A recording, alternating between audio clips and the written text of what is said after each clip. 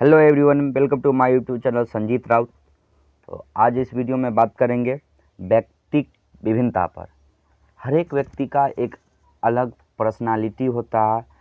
हर एक व्यक्ति अलग अलग उनमें लक्षण पाए जाते हैं, अलग अलग तर्क पाए जाते हैं, अलग अलग तरीके से सोचते हैं, ये सारे गुण पाए जाते हैं। तो आज मेनली हम इसी पे चर्चा करेंगे कि आखिरकार इंडिविजुअल डिफरेंस होता क्या है, व्यक्तिक विभिन्नता क्या होता है, आखिरकार हर एक व्यक्ति अलग अलग तरह के क्यों होते हैं, उनका अलग अलग तरह के व्यवहार क्यों पाए होता है। इसी पर आज हम इस सारे वीडियो में डिस्कस करेंगे। तो अगर आप हमारे चैनल पर नए हैं तो चैनल को लाइक शेयर एंड सब्सक्राइब जरूर कर लें। तो चलिए देखते हैं कि ये है क्या। ठीक है, तो देखिए सबसे पहले जानेंगे कि इसका सर्वप्रथम कौन दिया, इस पर ध्यान कौन दिया, इसका प्रतिपादन कौन किया। तो गाल्टन साहब जो थे वह व्यक्तिगत विभिन्नताओं पर ध्यान दिए, इसका प्रतिपादन किए कह सकते हैं। ठीक है, तो ये याद रखिएगा, ये सीटेड जो भी एग्जाम हो टीचिंग से रिलेटेड सारे में महत्वपूर्ण भूमिका निभाता है। तो ये सारे याद रखिएगा कि व्यक्तिगत विभिन्नता कौन दिया, तो सर्वप्रथम गाल्टन साहब दिए। ठीक है, आगे है कि व्यक्तिगत विभिन्नता क्या होता है। तो भिन्न भिन्न व्यक्तियों में विभिन्न प्रकार के स्वभाव, बुद्धि, शारीरिक, मानसिक क्षमता आदि में विभिन्नता को ही क्या कहते हैं हम लोग, व्यक्तिगत विभिन्नता कहते हैं। ठीक है, तो ये आप याद रखिएगा। अब देखिए ये एक मनोवैज्ञानिक है स्किनर, बीएफ स्किनर जिसको कहते हैं, वो उनके अनुसार क्या कहते हैं कि उनके अनुसार क्या है ये व्यक्तिगत विभिन्नता। तो ये है कोई व्यक्ति अपने समूह के शारीरिक या मानसिक गुणों के औसत से जितनी विभिन्नता रखता है उसे हम क्या कहते हैं, व्यक्तिक विभिन्नता कहते हैं। मतलब कि हर एक व्यक्ति हर एक से कितना औसत क्या होता है, विभिन्नता है, कितना अलग है, वही क्या कहलाएगा, उसका औसत व्यक्तिक विभिन्नता कहलाएगा। ठीक है, चलिए आगे बढ़ते हैं। विभिन्नता का प्रकार क्या है, विभिन्नता का प्रकार क्या है, कितने हैं। ठीक है, तो इस पे हम चर्चा कर लेते हैं। तो पहला है भाषा के आधार पर। विभिन्नता के प्रकार कितना है, तो 6 है, जिसमें पहला है भाषा के आधार पर। तो देखिए जिस क्षेत्र के जैसे व्यक्ति रहेंगे उसका व्यक्तित्व वैसा ही रहेगा।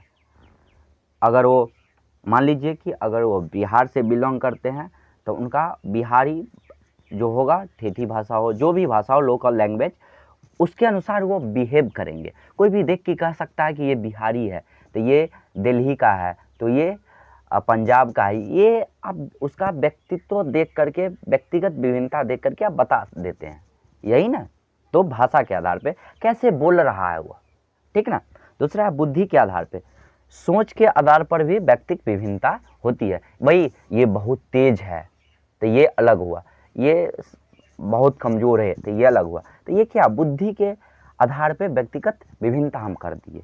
ठीक है, आगे है शारीरिक विकास के आधार पर। तो जैसा शारीरिक विकास होगा उसी प्रकार का उसका व्यक्तिगत विभिन्नता होगा। वो बहुत एक बलवान है, कोई कमज़ोर है, तो इसके अनुसार शारीरिक विकास पर हम व्यक्तिगत विभिन्नता कर सकते हैं। परिवार हुआ समुदाय के आधार पर भी, कैसा उसका परिवार है, कैसा समाज है, समुदाय है, उसके आधार पर उसका व्यक्तिगत विभिन्नताएँ होंगी। ठीक है, जैसा परिवार होगा, जैसा समाज होगा, जैसा समूह होगा, वैसा व्यक्तिगत विभिन्नता होंगी। ठीक है, आगे संवेग के आधार पे उसका क्या है, इमोशन क्या है, उसका एकाएक तीव्र तो नहीं होता, उग्र तो नहीं हो जाता है तुरंत, यही होगा उसका संवेग के आधार पे। ठीक है, व्यक्तिगत विभिन्नता, कोई जल्दी गुस्सा हो जाता है, कोई कुछ भी हो जाने पर भी थोड़ा कूल रहता हुआ, जल्दी गुस्सा नहीं होता है, ये हुआ। आगे है व्यक्तित्व के आधार पर, व्यक्तित्व के आधार पर जैसा व्यक्तिगत रहेगा वैसा उसका विभिन्नताएं होंगी। ठीक है, चलिए आगे बढ़ते हैं। आगे है व्यक्तिक विभिन्नताओं के कारण। इसके कारण क्या क्या हो सकते हैं, तो इसके कारण देखिए आनुवांशिकता हो सकते हैं, जैसा उसके माता पिता का आनुवांशिक गुण रहेगा, जेनेटिक्स रहेगा, उसी प्रकार का वो होगा, उसी प्रकार का उसका व्यवहार, जिसका जैसा उसके पिता का गुण, माता का गुण है, उसी प्रकार का उस बच्चे का भी गुण होता है। ठीक है, आगे है लैंगिक विभिन्नता। मेल और फीमेल दोनों का अलग अलग व्यक्तित्व रहता है, सारे चीज़ अलग अलग होते हैं। ठीक है, चलिए वातावरण, जैसा वातावरण रहेगा वैसा उसका व्यक्तिगत पर प्रभाव पड़ेगा, व्यक्तिगत विभिन्नताएं होंगी। जैसा जैसे देखिए उधर साउथ इंडिया ले लीजिए और नॉर्थ ले लीजिए। साउथ का हर एक कह सकते हैं कि लगभग जो कि होंगे काले होते हैं, और इधर मीडियम में पाए जाते हैं नॉर्थ में। तो यही हुआ वातावरण का प्रभाव। आयु व बुद्धि भी व्यक्तिगत विभिन्नताओं को एक कारण बनता है। इसका कारण हो सकता है परिपक्वता भी हो सकता है, कि बच्चे में एकदम नटखट है, आगे जब वह एडल्ट में गया तो वह समझदार हो गया। आर्थिक स्थिति भी, पैसा भी काम करता है यहाँ पे। आर्थिक स्थिति जैसा रहेगा उसका वैसा ही व्यक्तिगत विभिन्नताएं रहेंगी। ठीक है, चलिए अब जान लेते हैं कि व्यक्तिगत विभिन्नताओं को किस प्रकार हम जान सकते हैं। तो परीक्षण के आधार पर परीक्षण करके हम पता लगा सकते हैं, भाई ये इसमें ये कमी है, ये ऐसा कर सकता है। ठीक है, तो ये व्यक्तिगत परीक्षण, अलग अलग बच्चों का परीक्षण करके हम पता लगा सकते हैं कि भाई ये इससे डिफरेंट है। ठीक है, उपलब्धि के आधार पे भाई कुछ भी करवा लिए हम, उसका जैसा उपलब्धि हुआ वैसा हम उसको बांट सकते हैं, वैसा उसका व्यक्तित्व हम कह सकते हैं भाई ये ऐसा है। ठीक है, बुद्धि परीक्षण, बुद्धि लब्धि जो फार्मूला था उसके आधार पे ये हम कर सकते हैं। संवेग वही पहले बता दिए कि इसका कैसा है बिहेवियर, उसके आधार पे हम कर सकते हैं। ठीक है, आज का लास्ट टॉपिक है कि शिक्षा के क्षेत्र में इसका क्या महत्व है। तो शिक्षा के क्षेत्र में व्यक्तिगत का एक ही महत्व है, अध्यापन विधियाँ। अगर हम जान जाएं कि इसका अलग है, तो जिस प्रकार का व्यक्ति रहेगा उस प्रकार का गुण हो सकता है। ठीक है, तो ये जान लीजिए।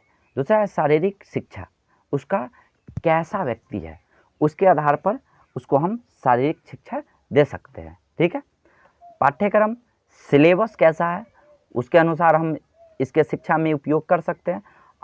आगे वर्गीकरण भी हम कर सकते हैं, भाई ये अच्छा हो सकता है, ये ऐसा कर सकता है, ये जैसा जिसका व्यक्तित्व अच्छा रहेगा, बहुत अच्छा सारी चीज़ें, भाई ये अच्छा कर सकता है, ये इस पर थोड़ा काम करना होगा, जो कम रहेगा उस पर थोड़ा काम करेंगे तो ये भी आगे बढ़ सकता है। तो इस प्रकार से हम कह सकते हैं। कुल मिलाकर हर एक व्यक्ति एक दूसरे से अलग होते हैं, वही कहलाया व्यक्तिगत विभिन्नताएं। ठीक है, तो चलिए अभी के लिए बस इतना ही, फिर मिलते हैं नेक्स्ट वीडियो में।